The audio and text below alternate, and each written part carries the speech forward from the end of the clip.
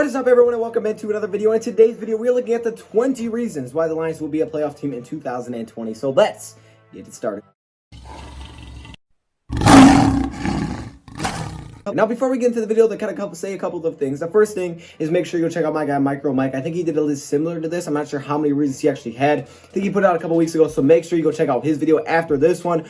Also, about the podcast, which I said we would be starting. I said that yesterday that we would be starting a podcast with T. That one hasn't been uploaded yet, but it is recorded. So I am still working on editing that. But when it is done, it's going to be a little bit shorter the first episode, but when it is done, link will most likely be in the community. So stay locked over there. That way you don't miss out the drop of our first episode of the Dodcast. Keep in mind that this list is going to be a very optimistic list. It's something that we did last year. So I think, we should make it a tradition and keep it going. And the reason we're doing 20, is for 2020, right? I don't know how many we did last year. I don't think we did 19. I got to check. I'm not sure how many we did last year, but either way, this is kind of our tradition right now. This is kind of what we do. And I want to make it a yearly thing. And I do enjoy doing these. But again, this is more of an optimistic, sometimes looking at really small details. It's just something fun to do to kind of break it up a little bit when you're in the off season. You're talking about news and all this stuff. It's kind of something just fun to do. So definitely come into this with an open mind, with a happy mind, and kind of just have fun with this list. Now, the first thing we have is that it's year 3 for Matt Patricia. Now, I have my own video on, year 3 and how the Lions could be the next 49ers. I have that own video, so definitely go check it out. But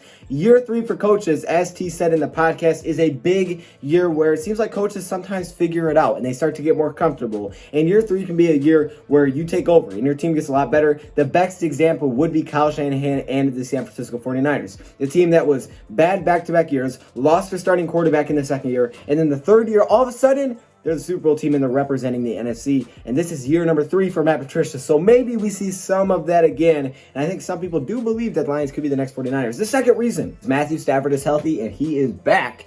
Every time Matthew Stafford is on the field, you know you have a chance. Even if you're down by a lot, you believe a little bit more than you would with a backup quarterback. And that's not to say you can't win with a backup quarterback, even though we didn't do that last year. Matthew Stafford just brings a different feel to the game. And obviously, he's very clutch and he's a really good quarterback. So having Matthew Stafford healthy at the beginning of the year, obviously, to start a new season is going to be huge. Last year, 0-8 without him. We need him back on the field. He's going to be big this year, and that's the second reason. The third reason is that the Lions put a lot of focus on the run game this offseason. They did a lot, whether it was through free agency, the draft, whatever it may have been, they focused on the run game. And the first way they did that was through the draft, where they brought in Logan Stenberg and Jonah Jackson, adding 2 guards to the mix. Also bringing in maybe the best running back in the draft with their first pick in the second round, which surprised some people in DeAndre Swift. And also bringing in Jason Huntley. Not to mention in free agency, you replaced a right tackle with a run-blocking right tackle / left tackle / I-do-it-all guard, Big V. The Lions put a lot of focus on making that run game work, and they also have wide receivers that can block. And obviously, their tight ends can do it as well. The run game should be better, and if we finally see a good run game for Stafford, this team's going to be really scary. The next reason, number 4, is this Kerryon's revenge. Look, Kerryon has been getting blasted a lot on social media because some people don't think he's working out. Some people think, that he's going to lose his job to Swift. And I think they're going to split time, but some people think that Kerryon is out of here because, he can't stay healthy. Kerryon's going to have something to say about that. I really do believe Kerryon's going to show a lot of fight this year, a lot of heart, and he's going out there, man, to prove everybody wrong, to silence all of the haters. And he's going out there to have another rookie season, and if he can stay healthy and he has a year like his rookie year, he'll be one of the best running backs in the league. Seriously, go look at him in his rookie year. Watch Kerryon in his rookie season. If he didn't get injured, that dude was a monster. So hopefully he gets back to that. The 5th reason is that it's a contract year for Kenny G. Kenny G is one of the best receivers in the league. I had someone tell me he's not top 10. Okay, you need to stop. Dude had like the 42nd most receptions, but he still led in touchdowns and he was 7th in yards. This dude was an absolute monster. He gets a lot of deep targets. I think he was 6th in yards per attempt. He's got Matthew Stafford, who last season threw it as highest yards per attempt ever.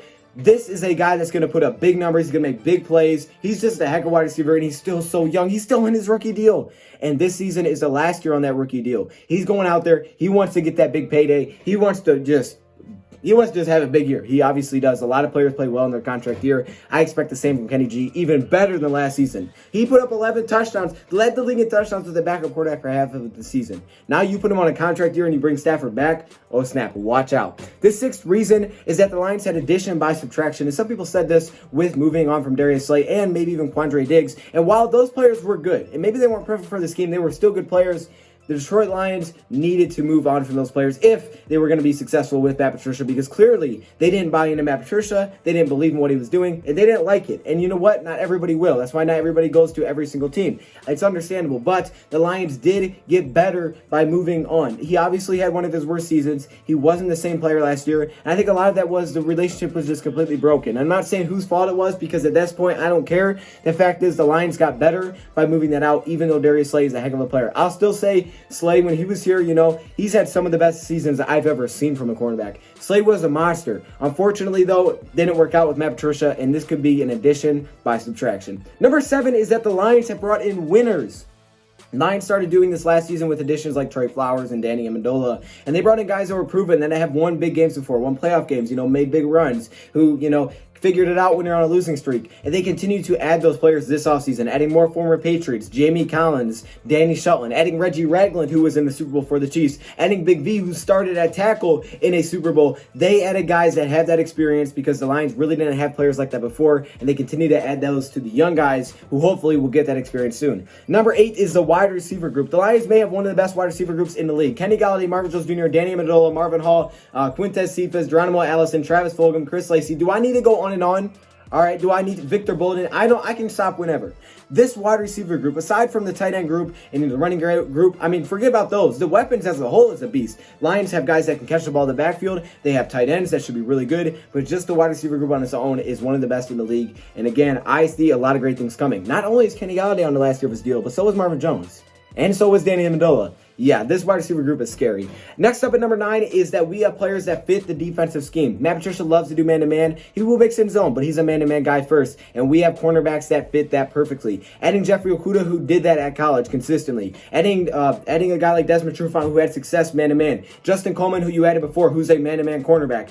And then you bring in, Amani out of Penn State, who is a man-to-man corner. You bring in Darryl Roberts, a man-to-man corner. You have guys that want to fit in the scheme, and they do really well at a high level. So hopefully these guys start to mesh and figure out the scheme, and it takes off for this season and the secondary unit specifically. Next up at number 10 is Matt Prater. Matt freaking Prater. Do I need to make that? No. You know what? Leave it there. We know Matt Prater. We know he's a beast. We know he's clutch. Moving on. At number 11, we have the defensive tackle upgrade. I talked about this a lot going into the offseason. The Lions needed to upgrade the DT position from Snacks, who was another one of those guys, that kind of had to complain about Matt Patricia when he left, even though he signed an extension. I don't know what his problem was, but again, that could be an addition by subtraction. You lost A-Star Robinson, but he was, definitely not living up to the second round hype. But you added Danny Shelton, Nick Williams, John Pennicini. You added some good players there, and it really wasn't that expensive. The defensive tackle upgrade was huge. Defensive tackle is huge in this defense. Next up, coming in at number 12, is the Okwara brothers. Okay, do you guys have a sibling? Do you know how competitive you are? You're very competitive at everything you do. These guys are on the same team playing similar positions. These guys are going to go at it. They're going to learn from each other, but they're also going to go at it and make each other better. The Okwara brothers could be really cool. That could be a cool shirt, Okwara brothers. Oh, snap. I'm getting hype already. Number 13 is that the Detroit Lions have TJ Hockenson healthy. Hockenson was good. First game, we saw flashes. All of a sudden got hurt a couple games in. I think it was versus the Chiefs he actually got hurt. Not that far into the season, but he showed a lot of flashes. Sometimes year one tight ends really don't pan out, but the second year we can see them blow up. I think Gronkowski actually did that. He's going to have a way better season this year. He's going to be more comfortable, and he's coming back healthy. TJ Hockenson comes in 13. Number 14 is that the Lions have a leader at the linebacker position. We've had one. We've had him.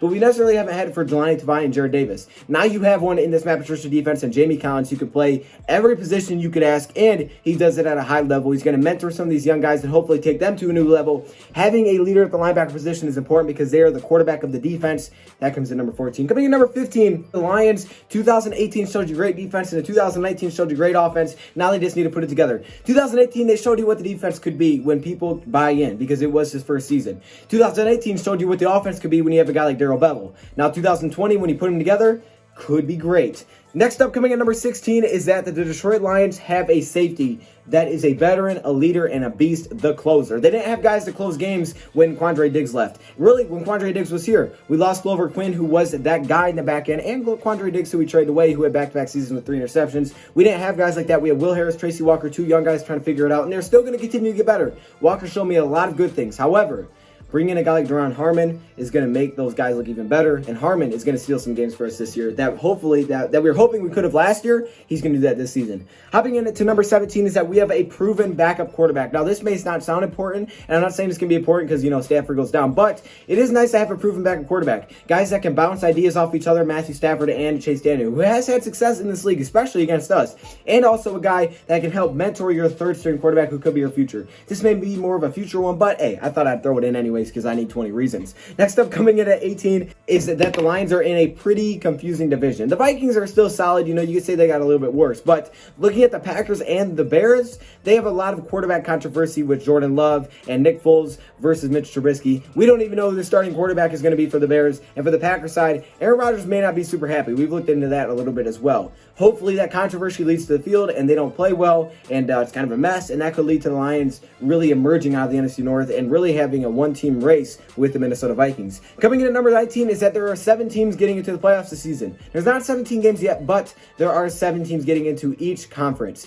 That's huge. An extra team getting in is gigantic. An extra wildcard spot is huge. And obviously the Lions have just a little bit of a better chance to get in because of that. And finally, the last reason is that the Lions need to win. The Lions need to win for more reasons than just, because Patricia, he'll be happy if he keeps his job. No. The Lions need to win because if they don't win and they're not super successful, it could pressure the Fords into firing Matt Patricia and firing Bob Quinn, which will ultimately lead to probably moving on from Stafford, which will ultimately lead to starting over once again, which will ultimately lead to watching 2-3 more years of non-success. We don't want to see that. We need them to at least be successful enough so that we can bring them back, and hopefully that means being a playoff team in 2020. So those are 20 reasons the Lions will make the playoffs in 2020. Let me know your thoughts, comments below. Thank you for watching, and I'm out.